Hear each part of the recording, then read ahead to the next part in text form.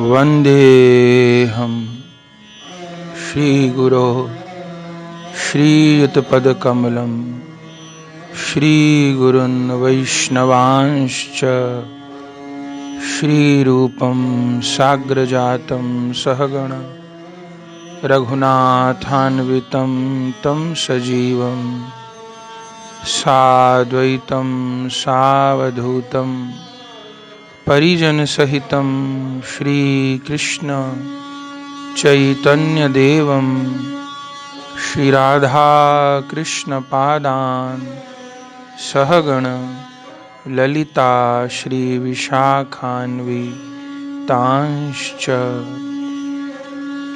भजनिताय गौरराधेश्याम जप हरे कृष्ण हरे राम भजनिताय गौरराधेश्याम जप हरे कृष्ण हरे राम भजनिताय गौरराधेश्याम जप हरे कृष्ण हरे राम।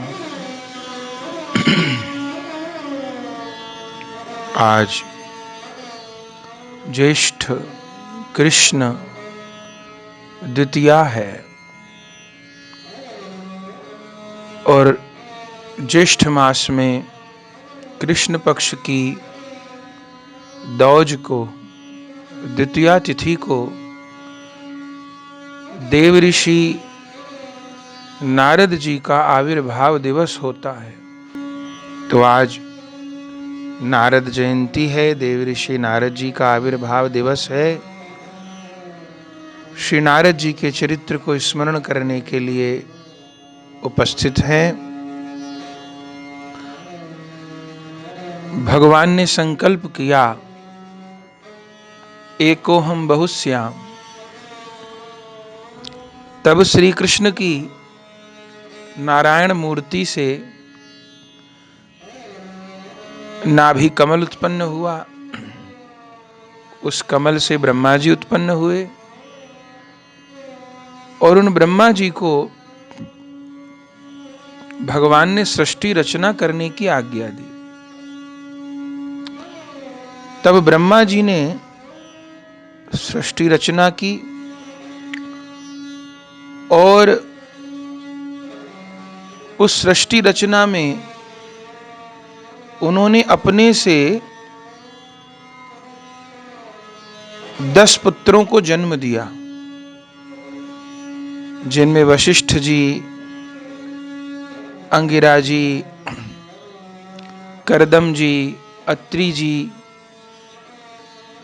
उनमें 9वें पुत्र प्रजापति दक्ष हैं और 10वें और सबसे छोटे पुत्र नारद जी हैं।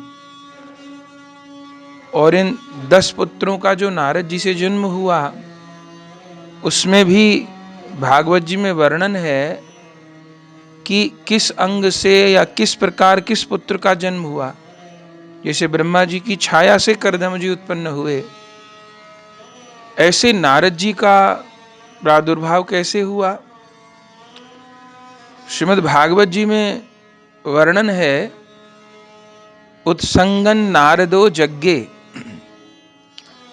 प्रजापति ब्रह्मा जी की गोद से श्री नारद जी उत्पन्न हुए। नारद जी का जो प्राकट्य है वो ब्रह्मा जी की गोद से है। प्रकट हुए नारद जी, ये पूर्व कल्प की बात है। प्रकट हुए नारद जी और चूंकि पुत्रों की उत्पत्ति ब्रह्मा जी इसी उद्देश्य से कर रहे थे कि इनके द्वारा सृष्टि का विस्तार हो, संतान का जन्म हो। तो जैसे सबके लिए आज्ञा किए नारद जी ब्रह्मा जी, ऐसे नारद जी को भी कहा कि अब तुम सृष्टि विस्तार के कार्य में लगो, संतान उत्पत्ति के कार्य में लगो। पर नारद जी ने अपने पिता ब्रह्मा जी की उस आज्ञा को स्वीकार नहीं किया। नारद जी ने कहा कि अमृत से भी अधिक प्रिय श्री कृष्ण की प्रेममयी सेवा को छोड़कर कौन मूर्ख होगा जो विषय रूपी विष का भक्षण करेगा। तो मैं इस विषय रूप संसार में प्रवृत्त नहीं होऊंगा, मैं विष का आस्वादन नहीं करूंगा, मैं तो श्री कृष्ण प्रेम भक्ति रूप अमृत का आस्वादन करूंगा, तो मैं इस सृष्टि विस्तार के काम में नहीं लगूंगा। ऐसा जब कहा तो नारद जी के इस वाक्य पर ब्रह्मा जी को क्रोध आ गया, और ब्रह्मा जी ने कहा बहुत ब्रह्मचारी बनने का नाटक करता है। तो ब्रह्मा जी ने नारद जी को श्राप दे दिया कि तू सृष्टि विस्तार के कार्य में नहीं लगना चाहता, मैं तुझको श्राप देता हूं, तेरा सारा ज्ञान लोप हो जाएगा, और अभी तो तू गृहस्थ आश्रम में पढ़ने की मनाही कर रहा है, संतान नहीं उत्पन्न करूंगा, विरक्त होकर भजन करूंगा। अरे मैं श्राप देता हूं, तेरा सारा ज्ञान लोप हो जाएगा और तुझे उपबरहण नामक गंधर्व के रूप में जन्म प्राप्त होगा, और वहां 1-2 नहीं तेरे 50 ब्याह होंगे, तू 50 कामनियों का पति बनेगा, और फिर मेरे श्राप से तू दासी पुत्र बनेगा, और तब तेरे शाप की निवृत्ति होगी, और फिर तुझको मेरे पुत्रत्व की प्राप्ति होगी। तब वह नारद जी जो सृष्टि के प्रारंभ में ब्रह्मा जी की गोद से उत्पन्न हुए, वे नारद जी गंधर्व बने। उपबरहण नामक गंधर्व के रूप में उनका जन्म हुआ। वस्तुतः नारद जी मूल रूप में कौन है? भगवान के जो 24 अवतार हैं, उन 24 अवतारों में नारद जी भी हैं। नारद जी भगवान के मन का अवतार हैं। और जो 12 भागवत हैं, भक्तमाल जी की कथा में हम सुनते हैं, 12 भागवतों में भी नारद जी हैं। विधि नारद शंकर सनकादिक कपिल देव मनुभूप नरहरिदास जनक भीषम बलि शुकमुनि धर्म स्वरूप। तो उसमें ब्रह्मा जी के पश्चात नारद जी हैं। नारद जी भगवान के मन का अवतार है, और भगवान की इच्छा से ही सृष्टि क्रम में ब्रह्मा जी से उत्पन्न हुए होंगे। लेकिन सृष्टि के प्रारंभ में ब्रह्मा जी से पुत्र रूप में उत्पन्न हुए। प्राय तो संसार में इतना ही जाना जाता है, पर जिस रूप में वर्तमान में हमको नारद जी प्राप्त हैं, वीणा बजाते हुए, नारायण नाम का उच्चारण करते हुए, जिन नारद जी का कथाओं में हम श्रवण करते हैं, वह नारद जी की चौथी देह है। प्रथम देह तो ब्रह्मा जी की गोद से उत्पन्न हुए, अभी हमने सुना। फिर पिता की आज्ञा का उल्लंघन कर दिए, सृष्टि विस्तार में नहीं गए, तो पिताजी के रोष से गंधर्व बने कि सृष्टि विषय के काम में सहयोग नहीं दिया। उपबरहण नामक गंधर्व बने, और उस जन्म में फिर चित्ररथ गंधर्व की 50 कन्याओं से आपका विवाह हुआ, और फिर उस जन्म में भी दोबारा श्राप प्राप्त हो गया। जब गंधर्व बने थे तो पुष्कर क्षेत्र में एक बार ब्रह्मा जी के स्थान पर गए, सभा लगी थी, भगवान श्री हरि का यशगान हो रहा था। उस समय रंभा अप्सरा को देखा उपबरहण गंधर्व ने, तो उस अप्सरा को देख करके तेज स्खलित हो गया। तो इससे ब्रह्मा जी पुनः कुपित हो गए और फिर श्राप दे दिया कि तू गंधर्व होने लायक नहीं है, अब तू शूद्र योनि को प्राप्त हो। तब फिर नारद जी का तीसरा जन्म हुआ। अब कहां जन्म हुआ? अब जन्म हुआ द्रुमिल गोप के यहां। द्रुमिल नामक गोप थे, उनकी पत्नी थी कलावती, उनके गर्भ से दासी पुत्र के रूप में जन्म हुआ। ये कोई कथा मन कल्पित नहीं है, ब्रह्म वैवर्त पुराण में इस कथा का वर्णन है। और फिर उस द्रुमिल गोप का भी छोटी अवस्था में देहांत हो गया, जन्म हो चुका था। तब उस जन्म में नारद जी गोप के घर जन्म हुए चतुर्थ वर्ण में, तब उस जन्म में जो दासी थी कलावती, जिसके गर्भ से जन्म हुआ, उस कलावती दासी ने नारद जी का पालन किया अपने पुत्र के रूप में। इस कथा को स्वयं श्री नारद जी ने श्रीमद् भागवत जी में वेद व्यास जी को सुनाया है। भूमिका आप जानते हैं, जिस समय वेद व्यास जी उदास हो रहे थे और किम कर्तव्य विमूढ़ हो रहे थे, तब नारद जी पहुंचे थे ना, और वेद व्यास जी नहीं जान पा रहे थे मुझे क्या करना चाहिए। तब नारद जी ने ही उनको समझाया था कि आप जब तक श्री कृष्ण का जस गान नहीं करोगे, उनकी प्रेममयी भक्ति का गान नहीं करोगे, तब तक आपको संतोष प्राप्त नहीं होगा। तो उस संदर्भ में श्री नारद जी ने अपने पूर्व जन्म की कथा सुनाई। तो ये गंधर्व वाला जो चरित्र है, ये तो ब्रह्म वैवर्त पुराण में वर्णित है, और ये दासी पुत्र का पूरा वृतांत, कैसे मैं दासी पुत्र बना, कैसे कृपा प्राप्त हुई, ये भागवत जी में वर्णित है। तो वेद व्यास जी को स्वयं अपने मुख से बताया श्री नारद जी ने कि ऐसे ऐसे फिर दासी पुत्र के रूप में मेरा जन्म हुआ, ये मेरा तीसरा जन्म था। और उस समय मेरे पिता, उस जन्म के मेरे पिता दुर्मिल गोप का देहांत हो गया।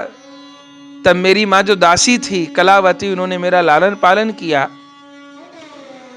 अब मेरे पिता की मृत्यु हो गई तो मेरा लालन पालन करने में कठिनाई आई।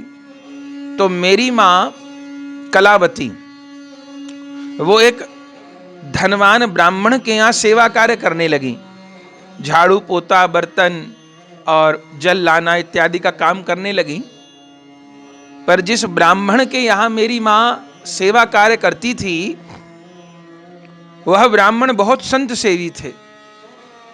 एक बार एक संतों की टोली उस ब्राह्मण के घर पर आई, और उस समय चातुर्मास का समय प्रारंभ होने वाला था। तब ब्राह्मण ने आग्रह पूर्वक उन संतों को चातुर्मास के लिए रोक लिया, और 4 महीने के लिए उन संतों ने उस ब्राह्मण के घर पर निवास किया। नारद जी कहते हैं वेद व्यास जी को कि उन संतों ने उस ब्राह्मण के यहाँ निवास किया, और उसी ब्राह्मण के यहाँ मेरी माँ पूर्व जन्म की कलावती, मैं भी था, सेवा करती थी। तो मेरी माँ को अनायास उन संतों की सेवा का फल प्राप्त हो गया, संतों की सेवा का अवसर प्राप्त हो गया। अब मेरी माँ उन संतों की सेवा में लगी रहती। वो ब्राह्मण बड़े संत सेवी थे, सारा कार्य करना, रसोई का कार्य तो ब्राह्मण लोग देखते थे, संत लोग देखते थे, पर ऊपर की जो कोई सेवा टहल है वो मेरी माँ करती थी। और मुझे भी बहुत आनंद आता था, तो मैं भी संतों की सेवा में लगा रहता था। विशेषकर संतों की झूठी पत्तल उठाना, संतों के चरण धुलाना, आसन लगाना, स्नान करने जा रहे तो वस्त्र लेके जाना, उस सब सेवा में लगा रहता था। और भगवत कृपा से या संत दर्शन की कृपा से उन संतों का जो प्रतिदिन चरण प्रक्षालन होता था, उस चरण प्रक्षालन के जल को मैं पीता था। और जब वे प्रसाद पा लेते थे तो उनकी झूठी पातर उठाता था मैं, तो उस झूठी पातर में से मैं उनके बचे प्रसाद को, उच्छिष्ट प्रसाद को, अधरामृत को ग्रहण करता था। श्री नारद जी व्यास जी को बताते हैं कि उस समय संतों का चरणामृत पीते पीते और संतों की पत्तल का बचा उच्छिष्ट प्रसाद पाते पाते मेरा हृदय शुद्ध हो गया, मेरा हृदय निर्मल हो गया। कैसे निर्मल हो गया? उन संत महापुरुषों का उच्छिष्ट प्रसाद पाते पाते। इस बात को नरोत्तम दास ठाकुर जी भी कहते हैं कि वैष्णवेर उच्छिष्ट ताहे मोर मन निष्ठ, वैष्णवेर नामे ते उल्लास। वैष्णवेर पद धूली ताहे मोर स्नान केली, तर्पण मोर वैष्णवेर नाम। तो वैष्णवों की जो पद धूली है, वैष्णवों का जो चरणामृत है, वैष्णवों का जो अधरामृत उच्छिष्ट प्रसाद है, उसको पाने से अंतःकरण निर्मल हो गया मेरा। स्वयं श्री नारद जी प्रथम स्कंद के 5वें अध्याय में कहते हैं, उच्छिष्टलेपाननुमोदितो द्विजयी सकृतसं भुञ्जयी तदपास्तकिलविषयी एवं प्रवर्तस्य त्रिशुद्ध चेतस्तद्धर्म एवात्मरुचि प्रजायते। उन संतों के उच्चिष्ट का सेवन करते करते मेरा चित्त शुद्ध हो गया, मेरे हृदय के जो कलमश थे वे दूर हो गए, और मैं उनकी सेवा में लगा रहता तो इससे वो मेरे प्रति बहुत दयालु हो गए। अब इतना मेरा मन लग गया उनके संकीर्तन में, उनकी कथा में, उनकी सेवा में, कि वो 4 महीने कब बीत गए, चातुर्मास कब बीत गया मुझे पता नहीं चला। और जब वह चातुर्मास का समय पूरा हो गया और जब वो संत लोग जाने लगे, तब मैं उन संतों के चरण पकड़ करके विलाप करने लगा। कहा मैं आपके साथ चलूंगा, मुझे साथ ले चलिए, मैं आपके बिना नहीं रह पाऊंगा, आप जैसा मधुमेह संग मुझे कहीं प्राप्त नहीं होगा। तब उन महात्माओं ने नारद जी को कहा कि नहीं पुत्र, हम तुमको साथ नहीं ले जाएंगे, तुम्हारी माँ है, विधवा माँ है, उसकी सेवा करो, यहीं रहो। तब नारद जी ने उस जन्म में कहा कि मैं कैसे रहूंगा, मुझे आधार बताइए। तब उन महात्माओं ने श्री नारद जी को नाम दीक्षा प्रदान की, मंत्र दीक्षा प्रदान की, और श्री नारद जी को भगवान के मंगलमय रूप के ध्यान की विधि बताई। और फिर महात्मा लोग तो चले गए अपना संग लाभ दे करके, और नारद जी उस समय से लगातार उस दिए हुए मंत्र का और उस रूप ध्यान की विधि का अनुसरण करते रहे। लेकिन मां के साथ रहते थे तो बंधन था, उनका मन तो होता था कहीं एकांतवास करूं अब जा करके, अब और किसी बंधन में न रहूं, लेकिन मां का बंधन था। महाराज जी कहते हैं, व्यास जी, एक बार मेरी मां जल भर कर ला रही थी और रास्ते में मेरी मां को सर्प ने डस लिया, और उस सर्प दंश से मेरी मां का देहांत हो गया।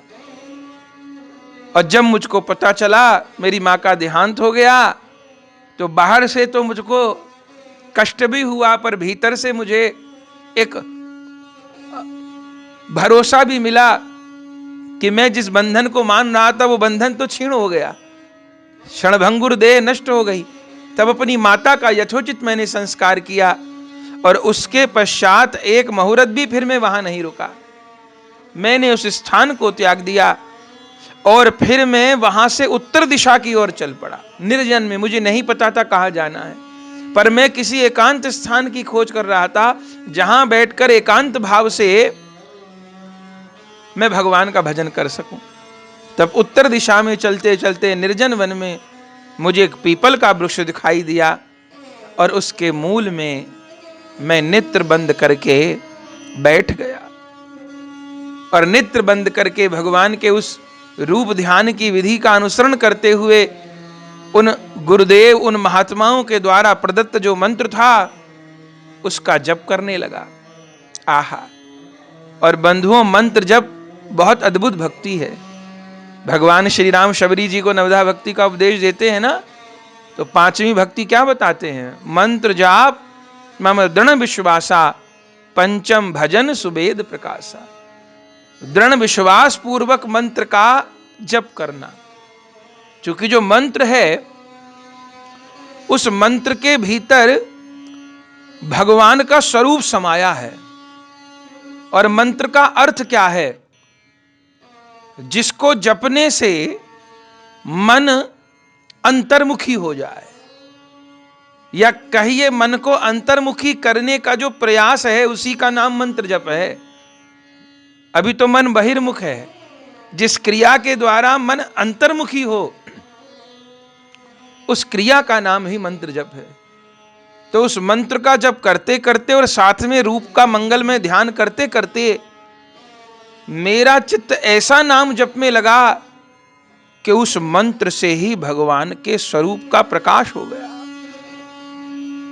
और नारद जी कहते हैं उस जन्म में अधिक नहीं, बस एक झलक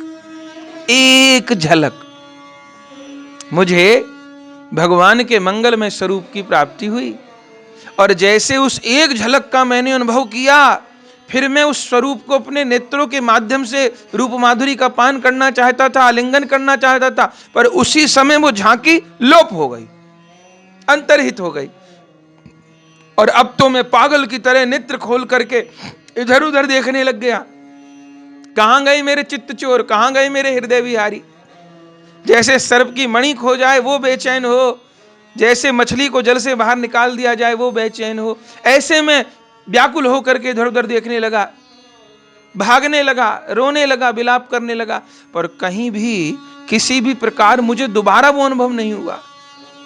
जब मेरी अत्यंत विकलता बढ़ी, मैं जोर जोर से रोकर नाम पुकारने लगा, उस समय मुझे भगवान की दिव्य वाणी सुनाई दी, और भगवान ने मुझको कहा, हे गोप बालक, इस जन्म में इतनी ही कृपा होनी थी, इससे ज्यादा नहीं।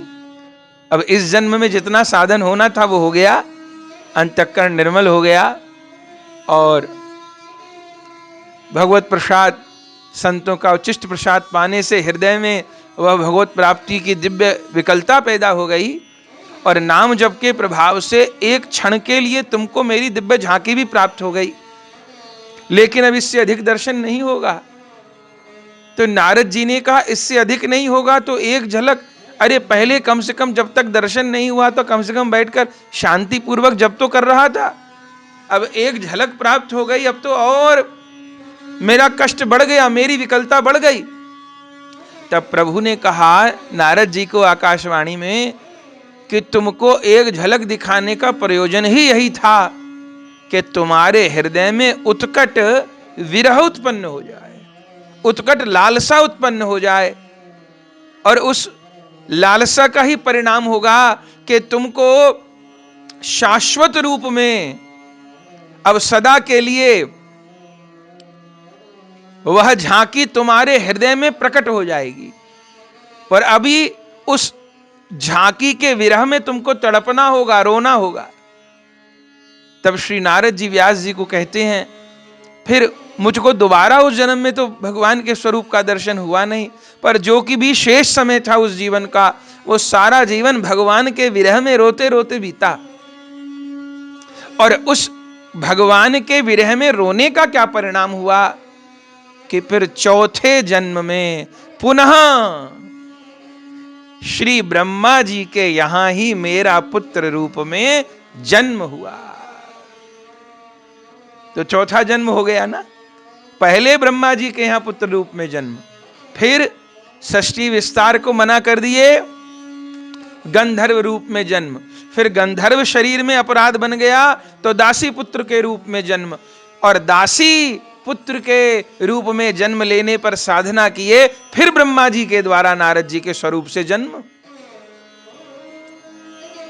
किस दिन? ज्येष्ठ कृष्ण द्वितीया को, आज के दिन, जिस तिथि पर हम नारद जी के स्वरूप को स्मरण कर रहे हैं। तो कोई जिज्ञासा कर सकता है कि अभी तो आपने बताया कि 24 अवतारों में नारद जी आते हैं, फिर कहा कि भगवान के मन का अवतार हैं, और अब 4-4 जन्म हो गए, ब्रह्मा जी ने श्राप दिया, गंधर्व बन गए, दासी पुत्र बन गए, फिर ब्रह्मा जी के यहां पुत्र बन गए, ये सब क्या है? देखिए बंधुओं, भगवान और भगवान के भगवत प्राप्त प्रिय भक्त, इन दोनों की लीलाओं का कारण स्वयं तो सुख प्राप्त करना होता ही है। भगवान को भक्तों के साथ विहार करके स्वयं को बहुत सुख मिलता है, और भक्तों को भगवान के साथ विहार करके अद्भुत सुख प्राप्त होता है। तो सुख तो प्राप्त होता है, लेकिन उसके साथ एक कारण और होता है। क्या? कि भक्त और भगवान यह दिव्य प्रेममयी लीला करके हम जीवों के लिए आदर्श उपस्थित करते हैं, हम जीवों को शिक्षा देते हैं। शिक्षा कैसे? अब भगवान के मन का अवतार है नारद जी, तो ब्रह्मा जी षष्ठी विस्तार में सहायता न करने पर अगर श्राप दिए होंगे, तो क्या ब्रह्मा जी अपनी इच्छा से श्राप दे दिए होंगे? भगवान की इच्छा से दिए होंगे, जब नारद जी स्वयं भगवान के मन का अवतार है। तो श्राप दिए, इसका अर्थ क्या है? माने भगवान हम वैष्णवों के आगे ये आदर्श उपस्थित करना चाहते हैं कि एक भक्त श्राप स्वीकार कर लेता है पर मेरे भजन से विमुख होना स्वीकार नहीं करता। पहली शिक्षा। दूसरी शिक्षा कि मेरे भक्त को मेरे भजन पथ में अगर श्राप भी मिल जाए और श्राप मिलने के फल स्वरूप उसको एक नहीं, दो नहीं, चार चार जन्म धारण करने पड़ जाए तो भी मेरी कृपा न में भक्ता प्रणश्यति, मेरे भक्त का विनाश नहीं होता। मेरी कृपा बार बार भक्त को संभालती है।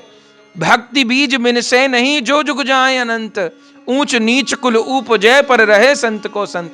तो मेरी कृपा उस साधु को, उस साधक को, संत को, भक्त को संभालती है और भले वो अनेक जन्मों की यात्रा कर ले, उसकी भक्ति सुरक्षित रहती है और उत्तरोत्तर उसकी भक्ति बढ़ती है और अंततः उसको मेरे चरण कमलों का जो सेवा सुख है वो स्थायी रूप में सदा के लिए उपलब्ध हो जाता है।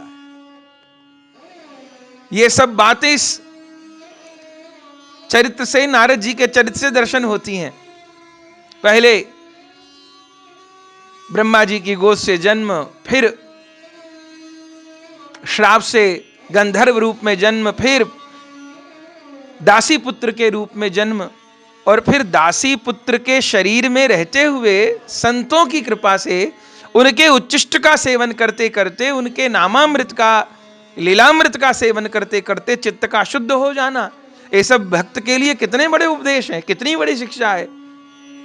और फिर एक जन्म में एक बार झलक मिलना और उस झलक से हृदय में उत्कट विरह उत्पन्न हो जाना और उस विरह का अत्यंत विरह युक्त रोकर पुकारने का परिणाम ये होना कि फिर ब्रह्मा जी से उत्पन्न होकर के देव ऋषि पद प्राप्त कर लेना, फिर कभी शरीर का त्याग न होना, फिर सदा सर्वदा भगवान की सेवा में रहना। कितनी बड़ी शिक्षा है। तो नारद जी कहते हैं फिर पुनः मेरा ब्रह्मा जी के यहां जब दूसरा कल्प प्रारंभ हुआ ना, हम लोग सुनते हैं भागवत जी में कि 1000 चतुर्युगी जब बीतती हैं, माने एक कल्प जब बीतता है तब ब्रह्मा जी का एक दिन बीतता है और एक कल्प जब बीतता है तो ब्रह्मा जी की एक रात बीतती है। इस गणना से ब्रह्मा जी को 100 वर्ष की आयु मिली है। तो समझिए ब्रह्मा जी के प्रत्येक दिन में एक बार भगवान का अवतार हो जाता है। नरसिंह अवतार हो जाता है, एक बार श्री रामा अवतार हो जाता है, एक बार श्री कृष्ण अवतार हो जाता है, एक बार श्री गौर अवतार हो जाता है। तो श्री ब्रह्मा जी से दूसरे कल्प में फिर श्री नारद जी का पुनः अवतार हुआ। और बंधुओं, श्री नारद जी कहते हैं कि फिर जब मेरा दोबारा जन्म हुआ ब्रह्मा जी के द्वारा, ब्रह्मा जी की गोद से, और तब तो मुझे अपने पूर्व जन्मों की सब स्मृति थी। आहा, तब तो मेरे पिताजी ने भी मुझे कुछ, इस बार भी जन्म हुआ तो आग्रह उन्होंने किया कि आप षष्ठी रचना करो, पर मैंने हाथ जोड़कर निवेदन किया तो इस बार मुझे कोई श्राप नहीं मिला, चूंकि उनको भी पूर्व की बातों की स्मृति थी। और तब तो मैं अखंड रूप से भगवान की सेवा भक्ति में लग गया। फिर मैं भगवान श्री नारायण का दर्शन करने गया और जब मैंने भगवान श्री नारायण की रूप माधुरी का पान किया तो मैं बिक गया, लुट गया, बलिहार हो गया। उस समय श्री नारायण ने मुझे देख करके अपने चरण कमलों की प्रेमा भक्ति प्रदान की और मुझे वर मांगने के लिए कहा। तब मैंने हाथ जोड़ करके भगवान नारायण से क्या वर मांगा, अपने इष्ट देव से क्या वर मांगा, हे नाथ, अब मुझे कुछ नहीं चाहिए, अब मुझे बस यही चाहिए कि अहिर्निश मेरे कंठ से निरंतर निरंतर निरंतर आपके नाम का गान होता रहे और आपकी यह सुंदर श्याम सुंदर रूप की झांकी मेरे हृदय में सदैव स्फुरित होती रहे। माने मेरी जीवा से नाम विस्मृत न हो और मेरे हृदय से आपका मंगलमय रूप ओझल न हो। मेरे मुख में नाम रहे और मेरे हृदय में आपका ध्यान रहे। आहा, तब नारद जी विह्वल होकर के वेद व्यास जी को ये बात कहते हैं, उस दिन से क्या स्थिति है मेरी। स्वयं श्री प्रथम स्कंध में जहां नारद जी अपना चरित्र स्वयं सुनाते हैं वेद व्यास जी को, स्वयं नारद जी के मुख का वाक्य है। अब मेरी क्या स्थिति है, बोले प्रगायतः सवीर्याणि तीर्थपादः प्रियश्रवः आहूत इव मे शीघ्रम दर्शनम याति चेतसी। अब क्या स्थिति है, बोले अब तो मैं वीणा बजाते हुए नारायण नाम गाता हूं, जो वीणा मुझे भगवान ने प्रदान की, मैंने कहीं बाजार से मोल नहीं ली। ये वीणा देखो वेद व्यास जी मुझे भगवान ने प्रदान की। और अब तो प्रगायतः सौवीर्याणि तीर्थपाद प्रिय श्रवा आहूत इव में शीघ्रम दर्शनम याति चेत। अब तो मैं निरंतर इस वीणा के द्वारा नारायण नाम, कृष्ण नाम, गोविंद नाम, राधा नाम गाता हूं। और अब जैसे ही मैं भगवान के मंगलमय स्वरूप का ध्यान करता हूं, अर्थात जिस स्वरूप के दर्शन की कामना करता हूं, तत्क्षण वह स्वरूप मेरे हृदय में प्रकट हो जाता है। तत्क्षण नाम के प्रभाव से मेरे हृदय में स्वरूप प्रकट हो जाता है। सोचिए कितनी बड़ी शिक्षा। नाम के प्रभाव से मेरे हृदय में नाम ही प्रकट हो जाता है। और उस दिन से तो नारद जी बस उन्मुक्त होकर के निरंतर भ्रमण करते हैं और निरंतर भगवत लीलाओं का गान करते हैं। निरंतर भगवत लीलाओं का गान करते हैं श्री नारद जी। और जैसे हनुमान जी के लिए कहा जाता है ना, चारों युग प्रताप तुम्हारा, असलियत यह है कि नारद जी का भी चारों युगों में प्रताप है। सतयुग की कथा तो सुन लिए ना, सतयुग में ही प्रकट हुए हैं या षष्ठी के प्रारंभ में प्रकट हुए हैं, तो सतयुग में भी प्रताप है आपका। और सतयुग में भले हिरणा कश्यप वध हो, भले हिरणाक्ष वध हो, अब सब कथा तो नहीं कह सकते, जिस भी कथा को उठाइए, भले हिरणाकश्यप वध का वृतांत हो, भले हिरणाक्ष वध का वृतांत हो, सब में नारद जी की भूमिका। त्रेता युग में देखिए श्री राम जी का कितनी बार दर्शन करने आते हैं, जो अवतार के कारण हैं उनमें एक नारद जी भी हैं श्री राम जी की लीला में। और श्री कृष्ण लीला में सर्वत्र नारद जी का दर्शन होता है।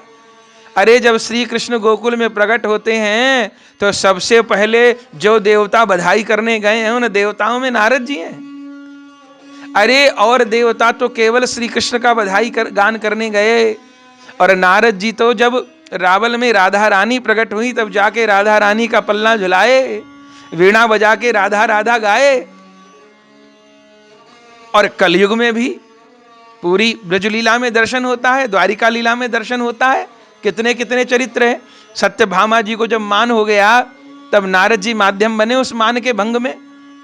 और कलयुग में भी गौर लीला में भी हम लोग बार बार सुनते ही हैं कि महाप्रभु जी के अभिन्न पार्षद श्रीवास पंडित जी, जिन श्रीवास पंडित जी के आंगन में महाप्रभु जी कीर्तन प्रारंभ किए, कीर्तन किए, वो श्रीवास पंडित जी कौन है? वो श्रीवास पंडित जी नारद जी का अवतार है।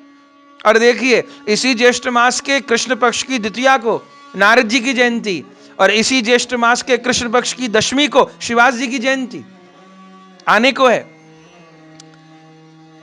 तो चारों युगों में नारद जी का भी प्रभाव है, प्रताप है। और वे निरंतर वीणा के द्वारा भगवान नाम का गायन करते हैं। और आपने वीणा देखी होगी, कैसी होती है वीणा? एक तरफ तो गोलाकार आकृति होती है और एक तरफ लंबी आकृति होती है जिसके ऊपर तार कसे रहते हैं।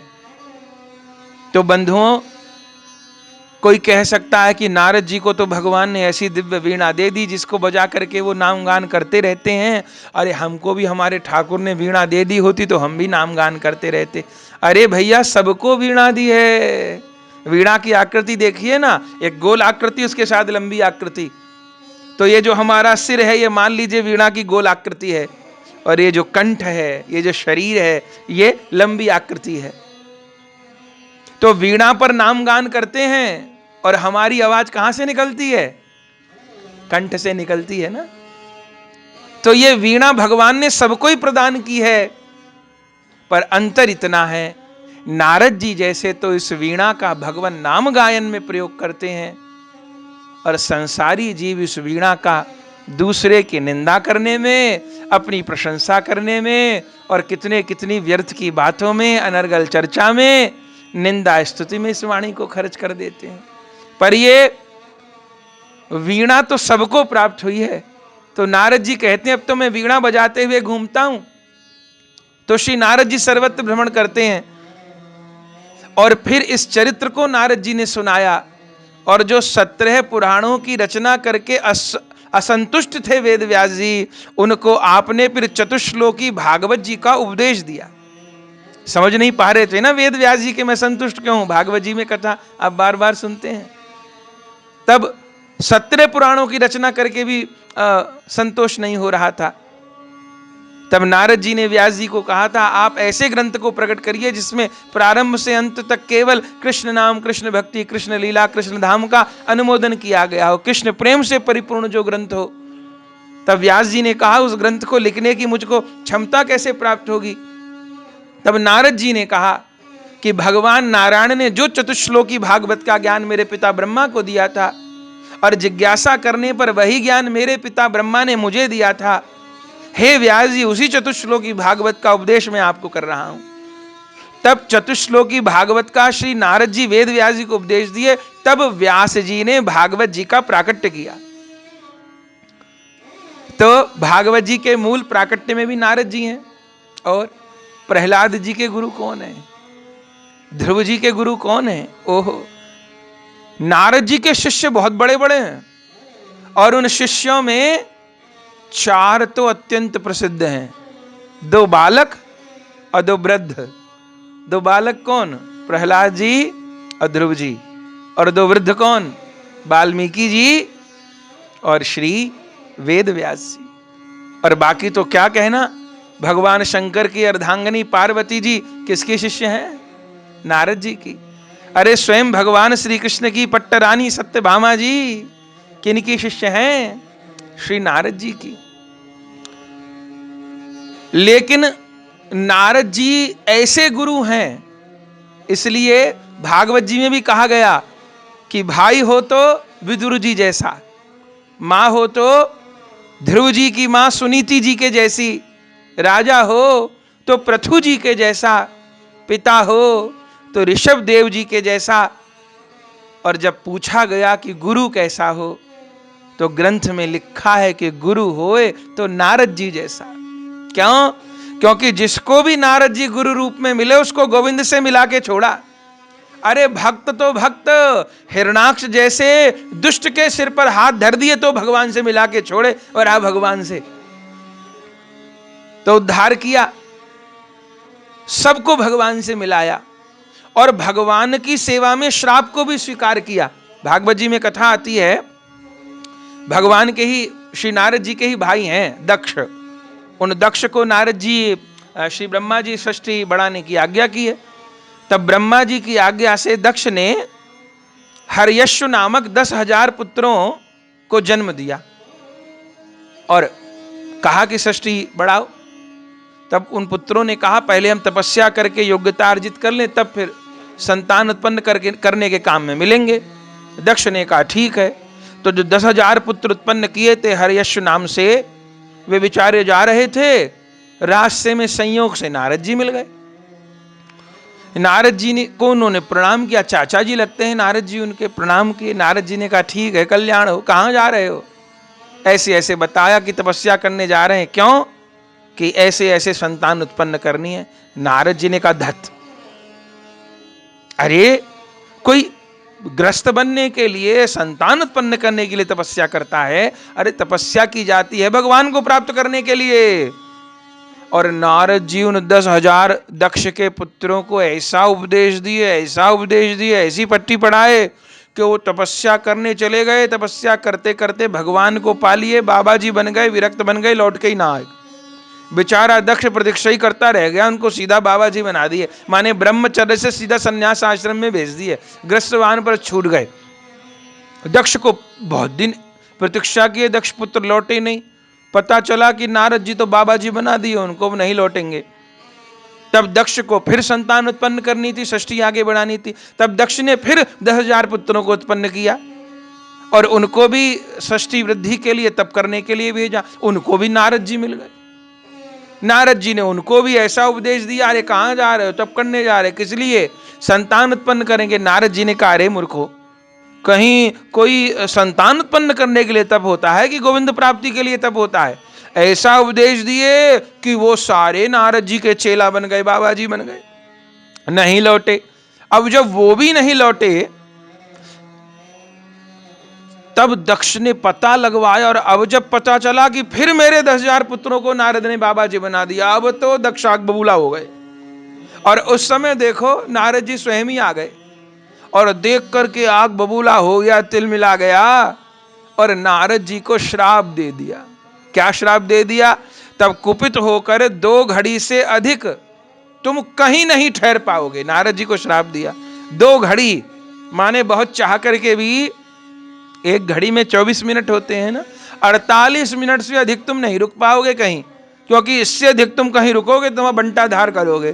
तो 2 घड़ी से अधिक तुम कहीं नहीं ठहर पाओगे, ये श्राप दे दिए। माने नारद जी के पैरों में ऐसा पहिया लगा दिए कि कहीं वो 2 घड़ी से ज्यादा ठहरेंगे नहीं, बस दौड़ते रहेंगे। अब देखो कितनी करुणा। नारद जी समर्थ हैं, दक्ष ने श्राप दिया तो नारद जी का श्राप देना नहीं जानते, समर्थ हैं, श्राप दे के वहीं भस्म कर दे, क्योंकि दक्ष तो भगवान का अवतार नहीं, नारद जी तो भगवान के मन का अवतार है। इतनी सामर्थ्य है उनमें, भगवान जैसी सामर्थ्य है, श्राप दे दे। लेकिन इतना बड़ा श्राप दे दिया कि कहीं 2 घड़ी से ज्यादा ठहरोगे नहीं। और नारद जी क्या कह रहे हैं, देखिए भागवत जी, नारद जी कह रहे धन्यवाद, बहुत बहुत धन्यवाद जो तुमने मुझे श्राप दिया। दक्ष कह रहे मैंने इतना बड़ा श्राप दे दिया और तुम कहते हो धन्यवाद क्यों? नारद जी ने कहा, देखो भैया, अभी तो मेरे द्वारा कम भक्ति का प्रचार होता था। क्यों? क्योंकि भी भाग दौड़ इतना, यहां से वहां से वहां जाओ तो उसमें थोड़ा श्रम तो होता है ना, शरीर को थोड़ा आराम भी चाहिए होता है। लेकिन अब तो तुमने मेरे पैरों में ऐसी मोटर लगा दी, ऐसे पहिए लगा दिए कि मैं अपने आप ही दौड़ता रहूंगा, चलता रहूंगा, यहां से वहां जाता रहूंगा। और जब मैं जगह जगह घूमता रहूंगा, मेरे पैरों में चक्र लगा दिया, तो क्या होगा? जब मैं जगह जगह जाऊंगा, नए नए लोगों के बीच जाऊंगा, तो वहां भगवत प्रेम का ही तो प्रचार प्रसार करूंगा, भगवत भक्ति का ही तो प्रचार प्रसार करूंगा। तो भैया बहुत धन्यवाद। तो दक्ष ने श्राप दिया, पर धन्य भक्ति की महिमा, वह श्राप भी नारद जी के लिए वरदान बन गया।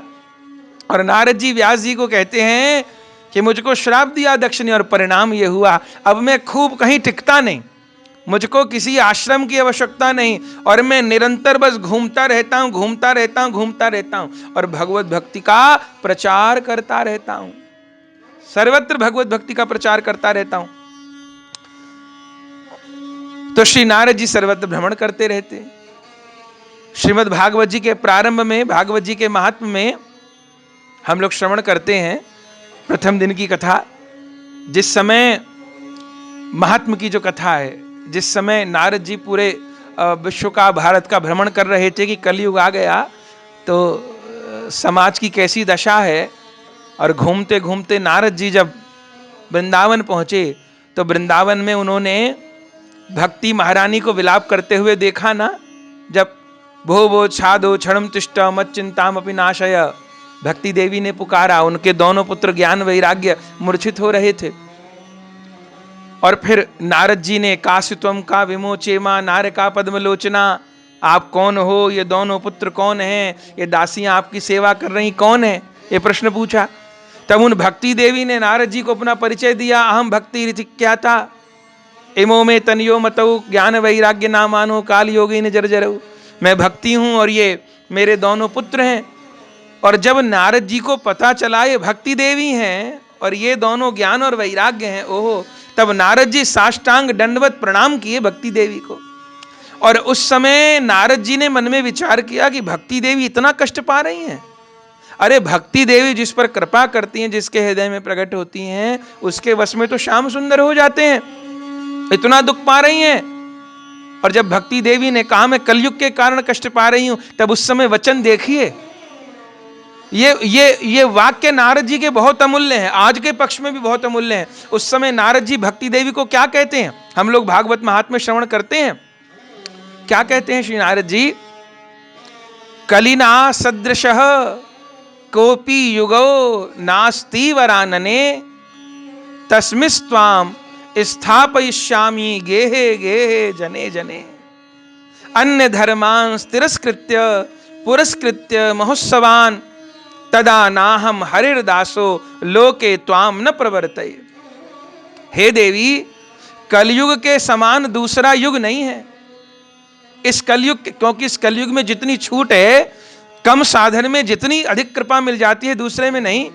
हे देवी, मैं प्रतिज्ञा करता हूं, जब तक अन्य उपायों का, अन्य साधनों का, अन्य धर्मों का तिरस्कार करके भक्ति विषयक महोत्सवों को, भक्ति महोत्सवों को आगे करके जन जन में और मन मन में तुम्हारी, तुम्हारे पुत्रों के साथ प्रतिष्ठा नहीं कर दूंगा, तदा नाहम हरिर दासो लोके त्वाम न प्रवर्तये, तब तक मैं हरि का दास नहीं कहूंगा।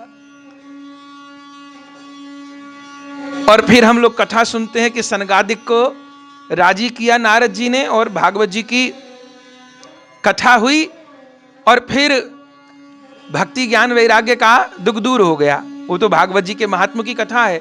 लेकिन जो नारद जी का वाक्य है, नारद जी की जो प्रतिज्ञा है कि जब तक अन्य धर्मांस तिरस्कृत्य पुरस्कृत्य महोत्सवान तदा नाहम हरिर दासो लोके त्वाम न प्रवर्तये, ये जो प्रतिज्ञा है कि कलयुग में घर घर में जन जन में मन मन में तुम्हारी स्थापना नहीं कर दूंगा, तब तक हरि का दास नहीं कहलाऊंगा। तो उस समय तो भक्ति ज्ञान वैराग्य का उद्धार कर दिए नारद जी, पर इस कलयुग में भी जो भी भक्ति पथ के आचार्यों के द्वारा भक्ति का प्रचार हुआ, भले जगत गुरु श्री रामानुजाचार्य जी द्वारा, मध्वाचार्य जी द्वारा, विष्णु स्वामी जी द्वारा, श्री निम्बारकाचार्य जी द्वारा, साक्षात श्री कृष्ण के अवतार श्री चैतन्य महाप्रभु जी के द्वारा, श्री रामानंदाचार्य जी के द्वारा, अथवा अभी जो कुछ वर्ष पहले आचार्य हुए एस्कॉन के संस्थापक प्रभुपाद जी के द्वारा, और कितने कितने संत महापुरुष श्रीमद राधा रमन चरण दास जी बड़े बाबा जी महाराज के द्वारा, या वर्तमान के जो सनातनी विशुद्ध महापुरुष हैं उनके द्वारा जो प्रचार हुआ या हो रहा है या आगे होगा। बंधुओं, इसके मूल में नारद जी की ये प्रतिज्ञा ही है। नारद जी भक्ति देवी के आगे प्रतिज्ञा किए हैं, इस कलयुग के समान दूसरा युग नहीं देवी, मैं तब तक हरि का दास नहीं कहलाऊंगा जब तक इस कलयुग में घर घर में जन जन में एक एक हृदय में आपकी प्रतिष्ठा नहीं कर दूंगा। तो ये विविध आचार्यों के द्वारा, विविध भक्तों के द्वारा नारद जी की प्रतिज्ञा ही पूरी हो रही है और होती रहेगी, क्योंकि नारद जी का संकल्प है। नारद जी प्रतिज्ञा किए और फिर हमारे नित्यानंद प्रभु जी प्रतिज्ञा किए। एक दिन ऐसा आएगा कि पूरी पृथ्वी में एक भी नगर ग्राम नहीं बचेगा जहां कृष्ण नाम की गूंज न हो, हरि नाम की गूंज न हो, गौर नाम की गूंज न हो। तो श्री नारद जी प्रतिज्ञा किए, अपने हरिदासत्व को दाव पर लगा दिए हैं, तब तक मैं हरि का दास नहीं कहलाऊंगा, माने तब तक मैं चैन से नहीं बैठूंगा। तो श्री नारद जी का सर्वत्र प्रभाव विराजमान है, श्री नारद जी की सर्वत्र जय जयकार है। और श्री हनुमान जी की तरह नारद जी भी चारों युगों में विराजमान हैं। जैसे श्री हनुमान जी सर्वत्र हैं, ऐसे नारद जी भी सर्वत्र हैं बंधुओं। और जैसे पुकारने पर श्री हनुमान जी दर्शन देते हैं, हनुमान जी के चरित्र में हम सुनते हैं, ऐसे नारद जी इस युग में भी दर्शन देते हैं। गीता वाटिका के महान संत भाई श्री हनुमान प्रसाद पोद्दार जी महाराज, आप जाइए गीता वाटिका। श्री नारद जी ने इस कलिकाल में, कोई बहुत पुरानी घटना नहीं है, अधिक से अधिक 70 वर्ष पुरानी घटना होगी, उससे भी कम, जब स्वयं नारद जी ने अंगिरा ऋषि के साथ पधार के स्वयं गीता वाटिका गोरखपुर में भाई श्री हनुमान प्रसाद पोद्दार जी को दर्शन दिया, घंटों उनके साथ सत्संग किया। नारद जी प्राय हनुमान प्रसाद पोद्दार जी को दर्शन देने के लिए गीता वाटिका आते थे। आज भी गीता वाटिका में वह स्थान है जहां बैठ करके नारद जी के साथ हनुमान प्रसाद पोद्दार जी दर्शन किए, हनुमान प्रसाद जी सत्संग किए, नारद जी का दर्शन किए, उनकी स्तुति किए। तो आज भी हनुमान जी की तरह नारद जी दर्शन देते हैं और नारद जी भगवत भक्ति का उपदेश करते हैं। भगवान का मन है ना, भगवान को जिसको अपनाना होता होगा, जिससे विशेष कार्य करवाना होता होगा, कृपा करनी होती होगी, नारद जी को भेज देते होंगे। और बंधुओं, सब धामों में विराजमान है, सब समय में विराजमान है। ज्येष्ठ कृष्ण द्वितीया को आपका आविर्भाव होता है। ज्येष्ठ कृष्ण द्वितीया को वृंदावन में वन विहार का भी भाव होता है। रात्रि को परिक्रमा होती है श्रीधाम वृंदावन की, वन की दिव्य माधुरी का दर्शन होता है, लीला गान होता है और श्री नारद जी का आविर्भाव होता है। तो नारद जी सब समय में विराजमान हैं और भगवत भक्ति को प्रदान करने वाले हैं, भगवत प्रेम को प्रदान करने वाले हैं। और अपने यहां ब्रज में तो आप गिरिराज जी जाइए, तो गिरिराज जी में कुसुम सरोवर के सामने नारद कुंड है, वहां नारद जी का कुंड है। और ऐसी कथा है कि नारद जी को युगल लीला का अनुभव करके, जुगल लीला को, वृंदावन लीला को देख करके गोपी भाव ग्रहण करने का मन में भाव जागृत हो गया। तब प्रार्थना की है, तब श्री कृष्ण ने कहा कि गोपी बने तो गोपीनाथ नहीं मिलेंगे, सखी बने बिना तो हमारे जुगल की लीला सुख की प्राप्ति नहीं होगी। नारद जी ने कहा ठीक है, मैं तो जो बनूं सो बनूं, पर मुझे बस आपका लीला सुख चाहिए, कोई लीला सुख नहीं छोड़ूंगा। तब नारद जी तपस्या किए गिरिराज जी में, और जो नारद कुंड है वहां स्नान किए योग माया जी की कृपा से, और स्नान करके फिर उनको सखी रूप प्राप्त हुआ। और फिर नारद जी का कुंज लीला में प्रवेश हुआ सखी के रूप में। तो नारद जी जुगल सरकार की लीला में भी विराजमान हैं, द्वारिका लीला में भी विराजमान हैं, ब्रज लीला में विराजमान हैं, श्री राम लीला में विराजमान हैं, सब लीलाओं में विराजमान हैं। माने भगवान का मन है ना, तो अनंत रूप आए हैं, तो विविध रूप धारण करके भगवान के विविध लीला रस का पान करते हैं। और बंधुओं, जो साधक जिस लीला रस का अधिकारी होता है, या जिस लीला रस को प्राप्त करने का, जिस भगवत स्वरूप को प्राप्त करने का इच्छुक होता है, उसको उसी स्वरूप की प्राप्ति करवा देने की सामर्थ्य भी नारद जी को है। ऐसे आज नारद जी की आविर्भाव तिथि पर श्री नारद जी के जुगल चरण कमलों में हम प्रार्थना करते हैं कि हमको भगवान के चरणों का प्रेम प्रदान करें। जैसे आप उन्मत्त होकर अपने इष्ट देव के नाम का गायन करते हैं, हमारी भी वीणा में, हमारी इस कंठ वीणा में भी ऐसा स्वर भर दीजिए कि हमारी ये कंठ रूपी वीणा भी निरंतर हरे कृष्ण कृष्ण कृष्ण हरे हरे, हरे राम राम राम हरे हरे, भजनिताई गौर राधे श्याम, जप हरे कृष्ण हरे राम, इन भगवान नामों का निरंतर उच्चारण करती रहे। ऐसी ही प्रार्थना श्री नारद जी के लिए करते हैं। और आज उनके आविर्भाव दिवस पर उनको प्रणाम करते हुए अपनी वाणी को विश्राम देते हैं। प्रेम से कहिए जय जय श्री राधे श्री गुरु प्रेमानंदे निताय गौर हरि बोल। प्रिय भगवत प्रेमियों, अगर यह वीडियो आपको पसंद आई तो इसको लाइक कीजिए और अधिक से अधिक शेयर कीजिए। श्री राधे श्याम। परम पूज्य श्री गौरदास जी महाराज जी के YouTube चैनल को सब्सक्राइब करें। पूज्य महाराज श्री की कथाओं को सर्वप्रथम देखने के लिए बेल आइकन दबाना ना भूलें।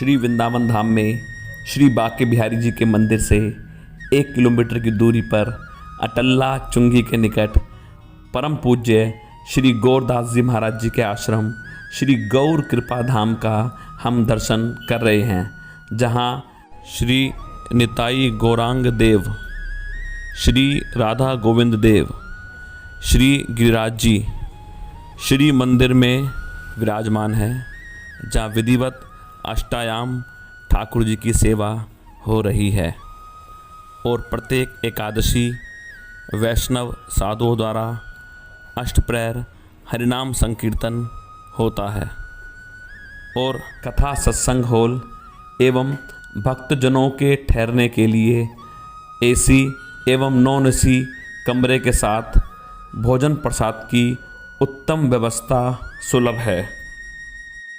यदि आप परम पूज्य श्री गौरदास जी महाराज जी के आश्रम श्री गौर कृपा धाम में ठहरना चाहते हैं या कोई जानकारी प्राप्त करना चाहते हैं तो संस्था के नंबरों पर संपर्क कर सकते हैं।